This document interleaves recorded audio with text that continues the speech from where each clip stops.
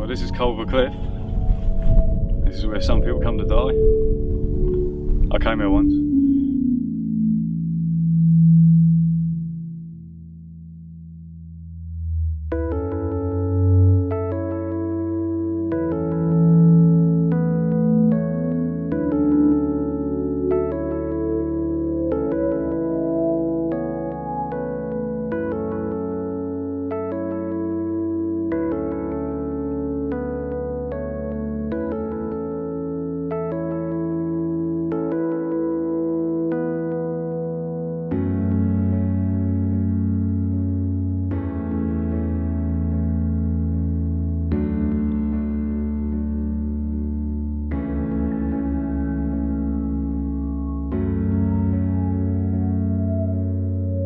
Last time I was here, I was just stood there, right on the edge. It's a big difference. I ain't got the balls to do it now. Besides, I think if I fell off now, that would be called irony. I wrote a blog called Demons about when I came up here. I wrote it for myself. I wrote it. I never intended to release it, no matter what people think. I didn't write it for attention or anything like that. I wrote it because I had to write it. I had to get it out of my system. I think I had to explain to myself what was going on. And I sat on it for weeks. And I kept going back to it and rewriting it and just making sure it was as best I could do. And then I gave it to someone to read. And she said it was the best thing I'd ever written. I had to publish it. I had to show people that I'm not just a big idiot, and I'm not just a clown, and I don't just muck about all the time and laugh and joke. Kind of knew at the time that I was suffering from depression, but I think I needed it labelled. That's why I had to go and see the doctor. He put me on medication, pretty strong ones. He'd been my doctor for 30 years, which still is. And he just said without the medication that he didn't think I'd make it. It's a hard thing to hear from someone, especially when you've always been so strong and nothing's ever got you down. And then one day you find yourself stood on the edge of a cliff. So you get drunk, you get high, and the cycle just continue. Just can't get out of it. Could not get out of it, no matter what people said, no matter what people did. Everyone rallying around you, but when you're just that depressed and that low, you don't care. It doesn't matter what anyone can say or do. Someone told me that the difference between being low and being depressed was that if somebody gave you £1 million, you'd feel better. If you were low, you'd feel better. You'd be able to buy you out of trouble. If you're depressed and somebody gave you £1 million, you just don't care. It doesn't affect anything. It doesn't change anything.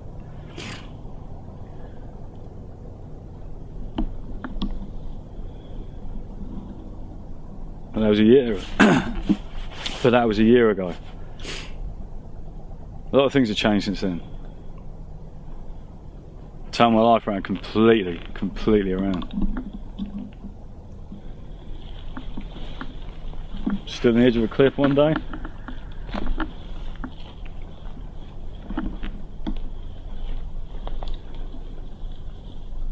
Don't know. Maybe now I've got the world on my feet instead of a cliff edge.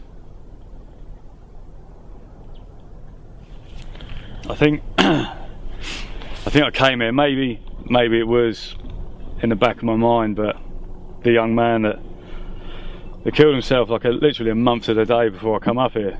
Maybe the news was still strong in my head.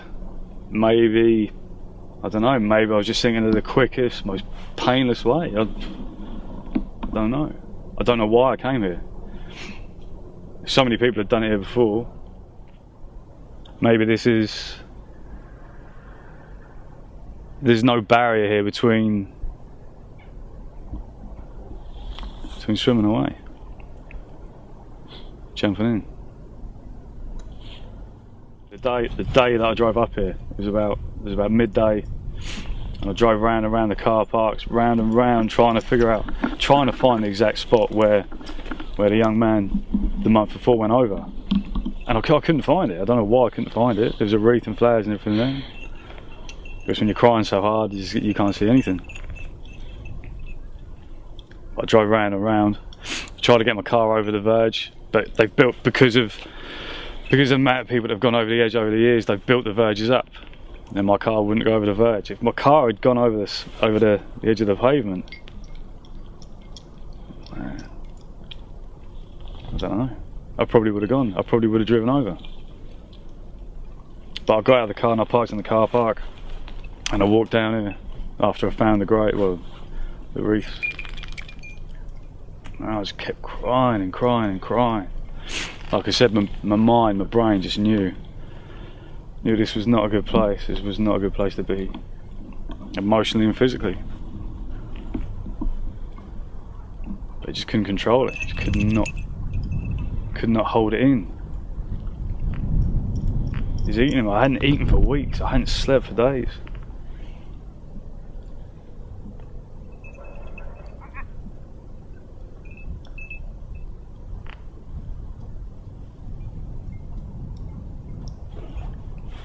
And then some old man found me as he walked past. I scared the shit out of him. I didn't even see him, didn't even hear him.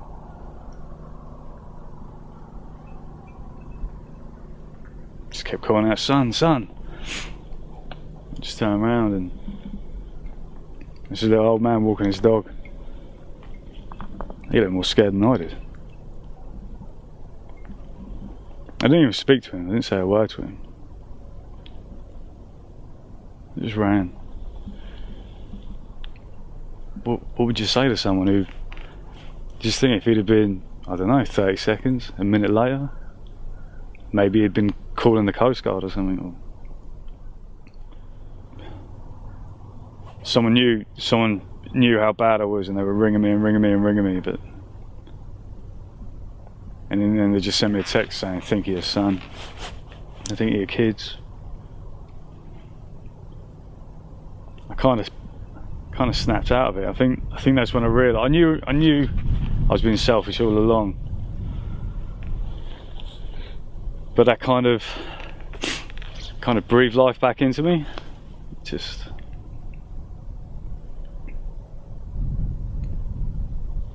I might not have always been the greatest boyfriend in the world, the greatest son, the greatest brother. I've always been a pretty good dad, I think, and to have done that would have just betrayed everything that I've ever stood for, ever believed in.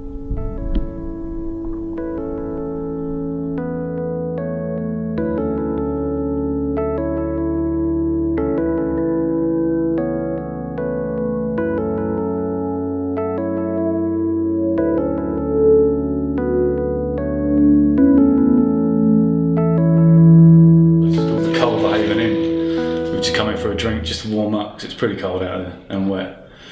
Just talking to the barman, and he actually said people jump off of here once a month, at least once a month. I think it was a married couple that they come up here, I think it was about 2 years ago, and he said they came in here, they were here for 3 or 4 hours, they had a meal, they would just change them from table to table. And he said, and then the people in here, the customers in here, saw them in the car park just there, just beyond this inn, reverse all the way to the back of the car park, and then drive pretty fast at the edge of the cliff and go over. Since I was stood on the edge of Culver Cliff a year ago, things actually got worse. I had a car crash, drug addiction, dependency. You start to get high, low, whatever, just to numb that pain, But did the pain come from drug taking, or did the drug taking come from the pain?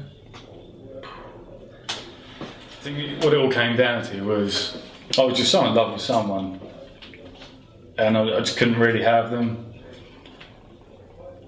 And the only thing that numbed the pain is just drugs, just fatty, and just coke, whatever you want to do, whatever I want to do.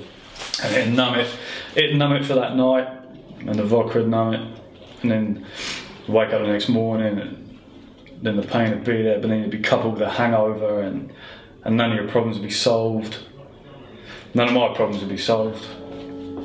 So I'd just get through the day as much as I could, and then I'd do it all again at night again.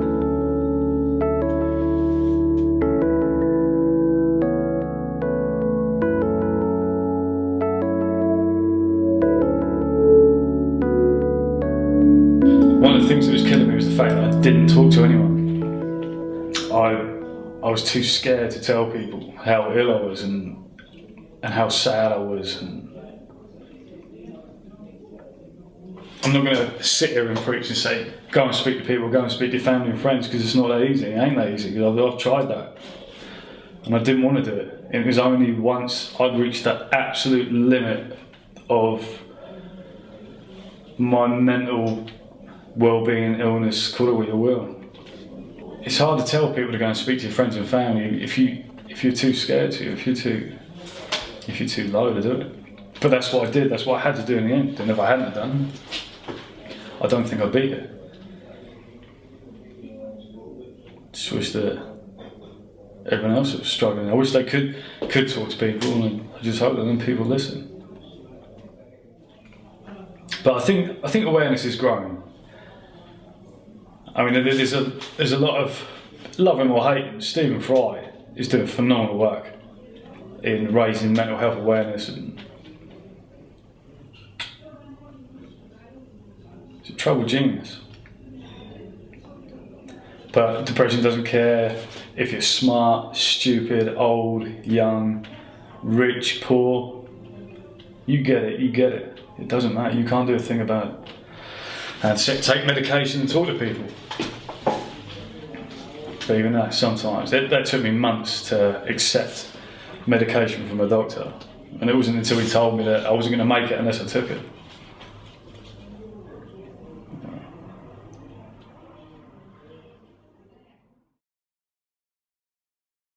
Semicolon. The Semicolon project is, I stumbled across it thanks again to the power of the internet and Instagram. I'd tagged a picture about depression, and one of my friends, she messaged me and said, have you heard about the Semicolon project? So I looked it up quickly, and it's originally called the Semicolon 416 project, and it was to do with the 16th of April. Anybody that suffered from mental health issues, or depression, or lost a loved one, or anything like that, they had to draw a semicolon on the wrist, because a semicolon indicates when an author could have finished. Semicolon indicates when a writer could have finished a sentence but decided to carry it on. And I just couldn't think of anything more apt for myself. It's got a stigma. Mental health has a stigma. I thought it before I suffered from depression. I just thought I was too strong-willed, too strong-minded. But it can get anyone, at any age. I mean, look at the wreaths up here. There's kids' toys. There's a plaque back down there for a man who was 79. Depression has no age limit. Mental health has no age limit.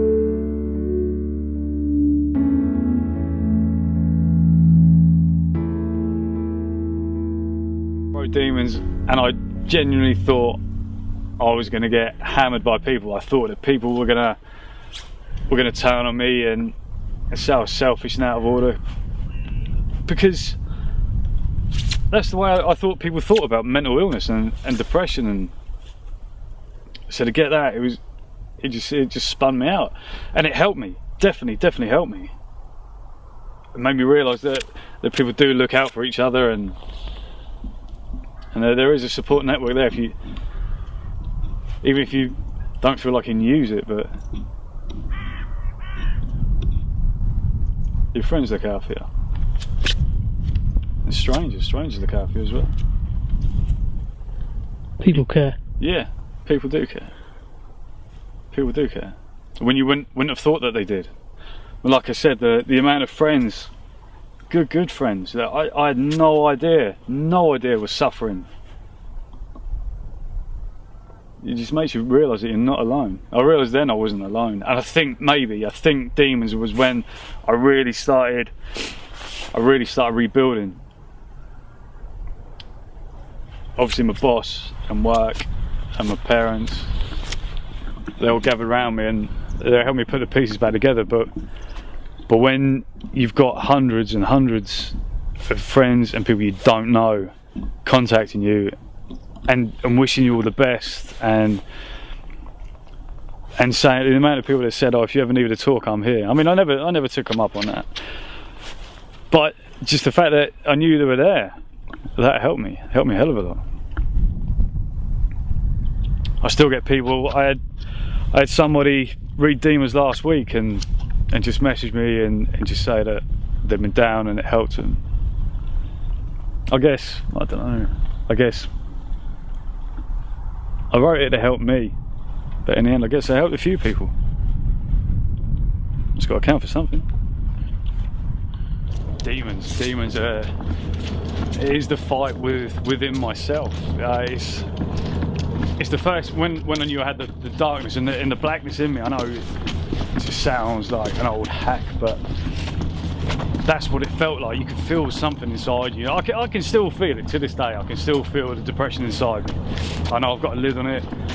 I know I've got it tempered at the minute. I know it's sat there, but every now and then it just manages to pop up, manages to catch me off guard, and then whereas once upon a time I'd have wondered what was going on, I know it's coming for me. I know it's inside.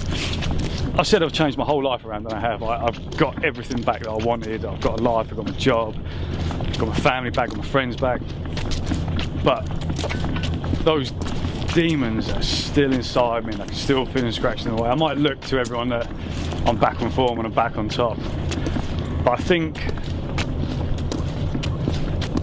that the cracks that were caused and the cracks that these demons have made inside me, I don't think you can ever fully patch them up or cover them up, but at least I know that they're there, and I can pretty much deal with them now, and I know how to handle them.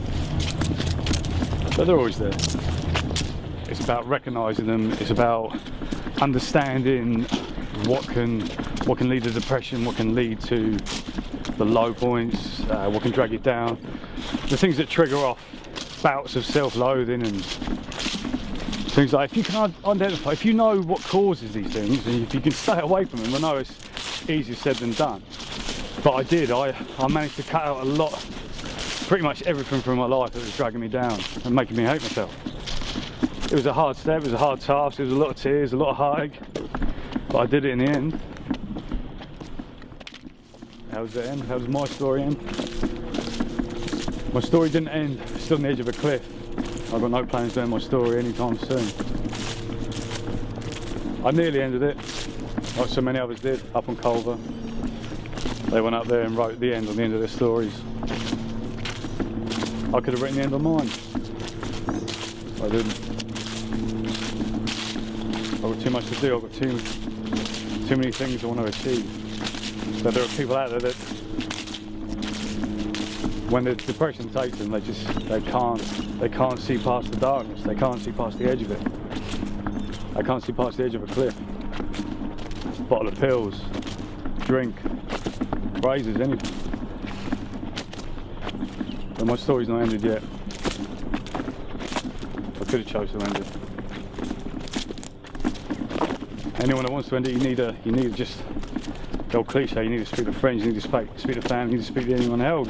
Get in touch with me, I'll talk to you. If you're feeling that low, that down. But don't put a full stop in your story just yet. Keep writing it, it's got more chapters. I've got plenty more chapters. My story's not over yet.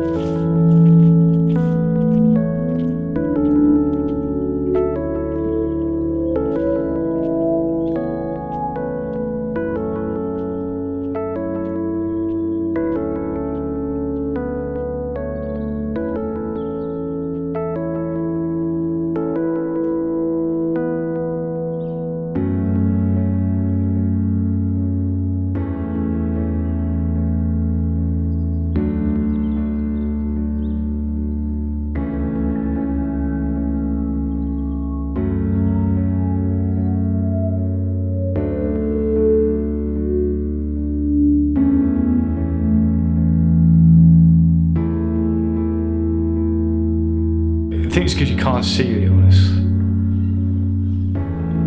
I don't know, maybe people are scared of trying to explain how bad they are, and people are just scared.